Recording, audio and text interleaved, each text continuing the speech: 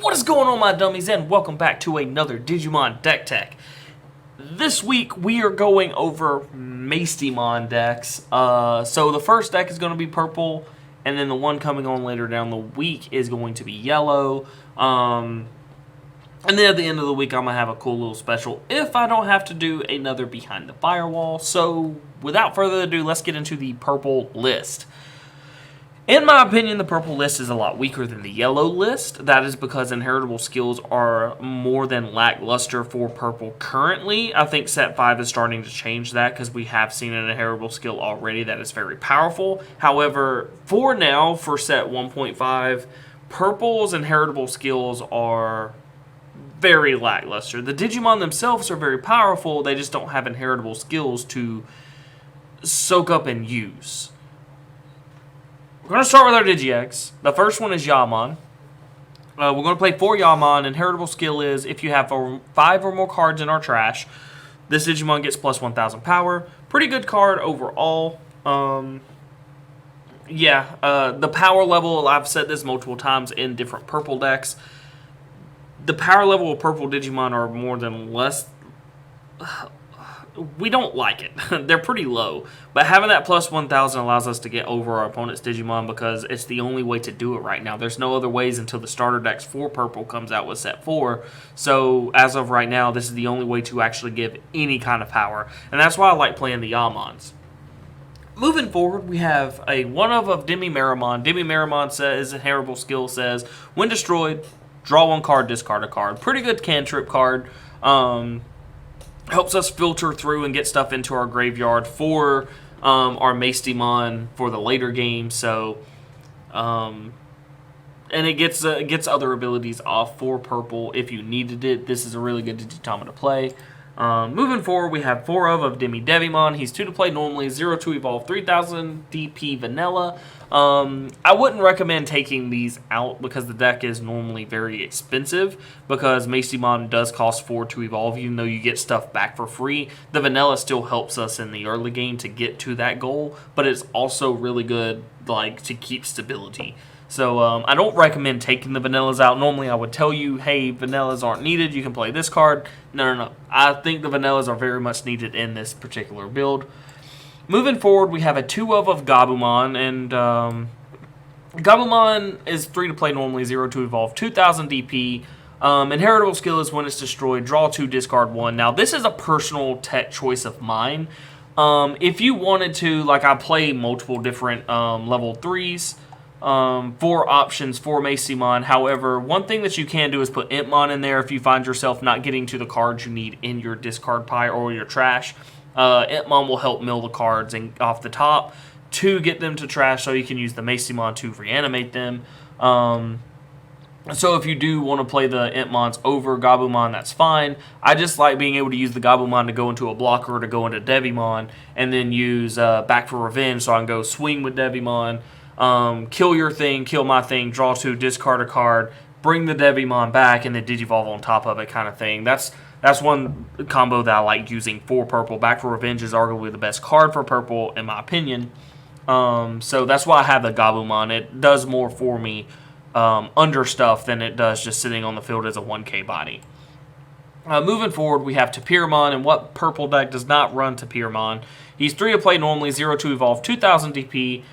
Simply, when he's destroyed, we draw a card. So, drawing the card, always a really good sight. We're able to filter through what we have so we can get to our Devimons, to our WereGarurumons, to our one-ofs in the deck, because there are a few one-ofs, or to get to the cards we need to be able to start doing the Mastemon filtering and be playing Mastemon to get cards back, etc.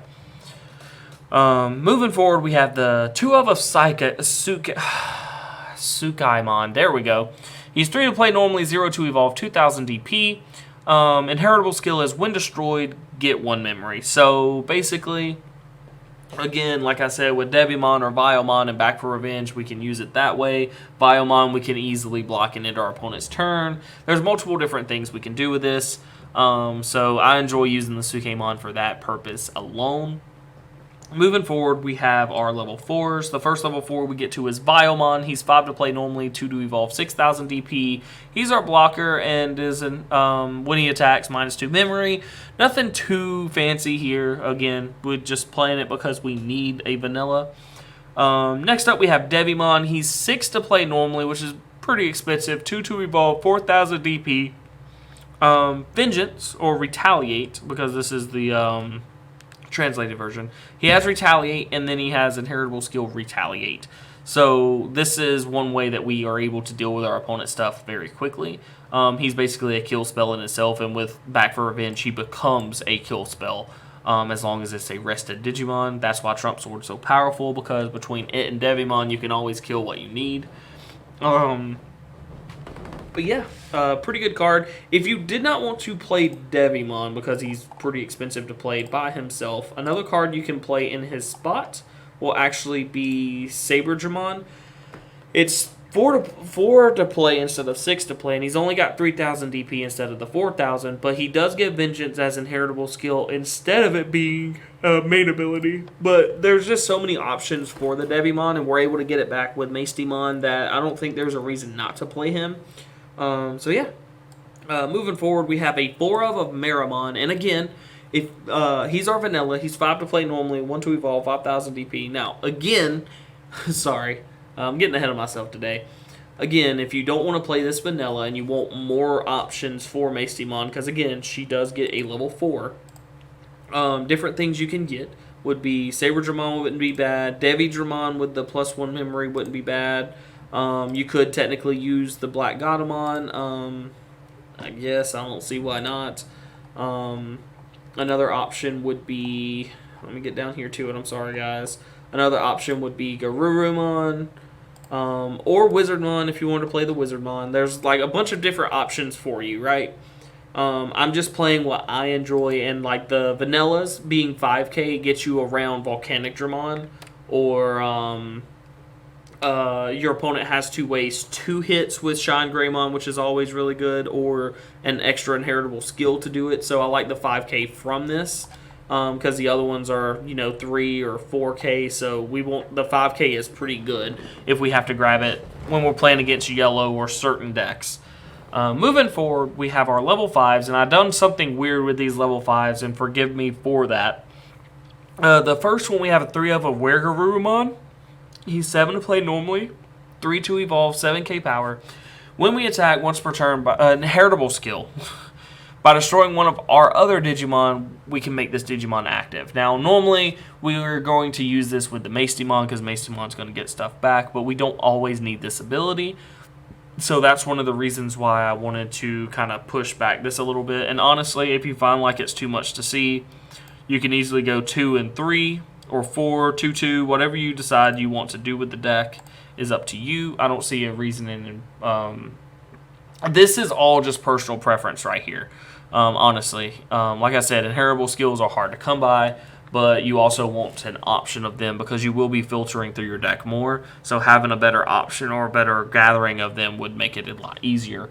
Moving forward, we have 3 of SkullMeramon. He's 5 to play normally, which is really cheap. 2 to evolve, 6,000 DP vanilla. The 2 to evolve is very powerful for us. The 5 to play normally does set off pretty easily because we're able to play it, hard play it, and not feel bad about giving our opponent, let's say we're at 3, we give our opponent 2 memory. That doesn't feel bad. We have a level 5 and we can go into a Mastemon afterwards. So pretty good card in my opinion. I don't see a reason why not to play him. Moving forward, we have LadyDevimon. She's 8 to play normally, which is really high. 3 to evolve, 8,000 DP, which is reasonably high as well. When we Digivolve into her, we trigger to draw 2 cards and then trash 2 cards from our hand. This is another thing to filter to get cards into our graveyard before we go into Mastemon.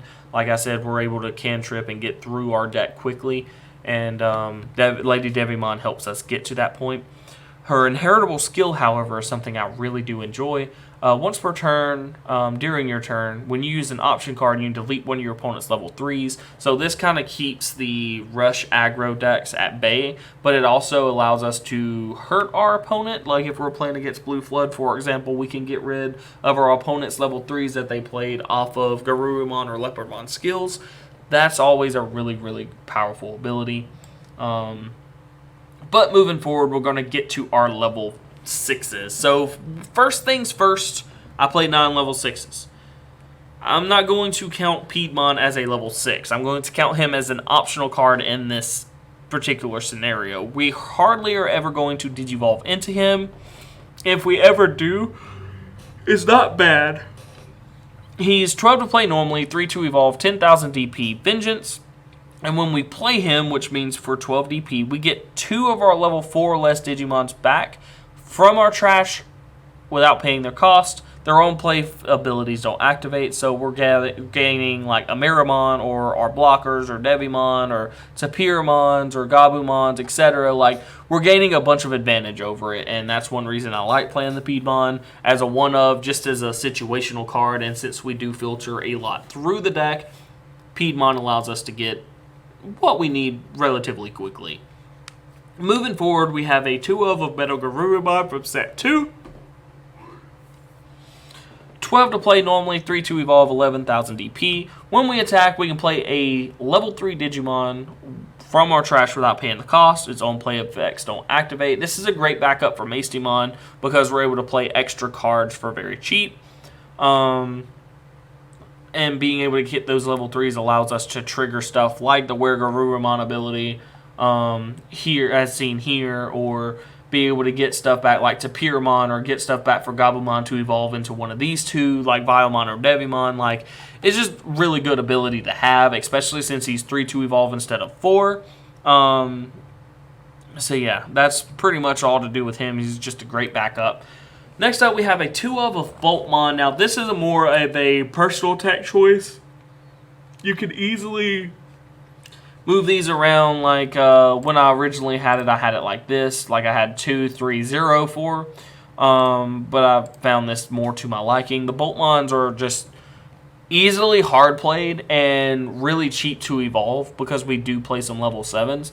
And I feel like it's kind of needed. On top of that, with it being 12k, it can crash with a lot of different things. So Back for Revenge allows us to swing for it and get it back. So that's one reason I do like this Boltmon so much. Other than that, there's not really much else to say. Moving forward, we have the main focus and core of this deck. We have Mastemon.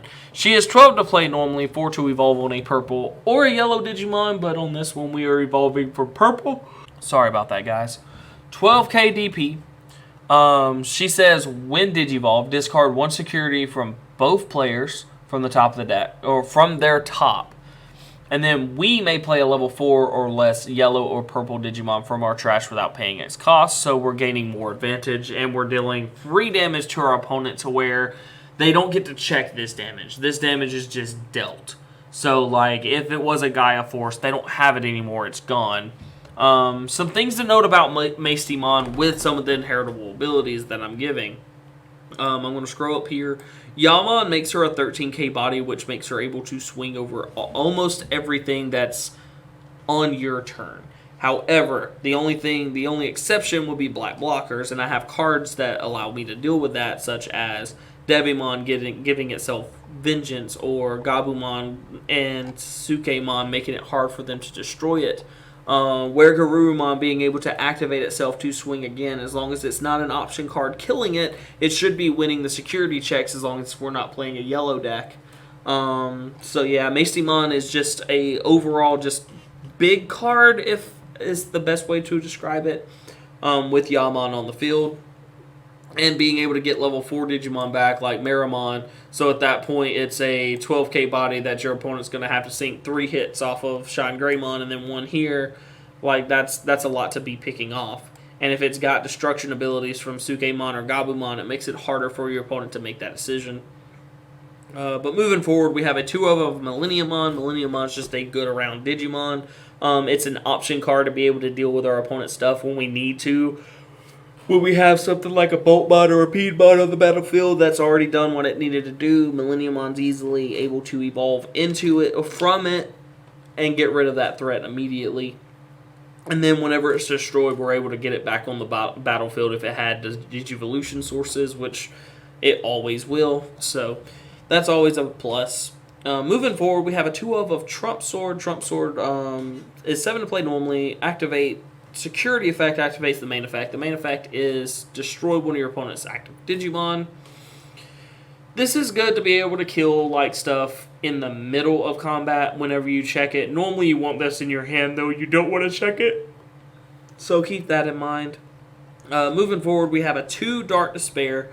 2 to play normally. Security effect adds it to her hand. Main effect, give one of our Digimon Vengeance until your opponent's next turn. I'm going to say this is super powerful, especially when we're using it with LadyDevimon up under like a Mastemon or whatever. We can give this ability to a blocker, and it will have Vengeance until our opponent's turn. So that blocker actually becomes a kill spell if our opponent attacks. So sometimes it does give us an extra turn to get to where we need to be. And that's always a positive in this kind of deck. If you decided you wanted to play more of these, like I wouldn't be opposed to taking out Trump Swords. I just like Trump Sword as a way to pinpoint remove stuff when I need to remove it kind of thing. Or if I can remove it kind of thing. But yeah, Dark Despair is super good. Like, I know Grizzly Wing is not in this deck. As you can see, these are the last few cards.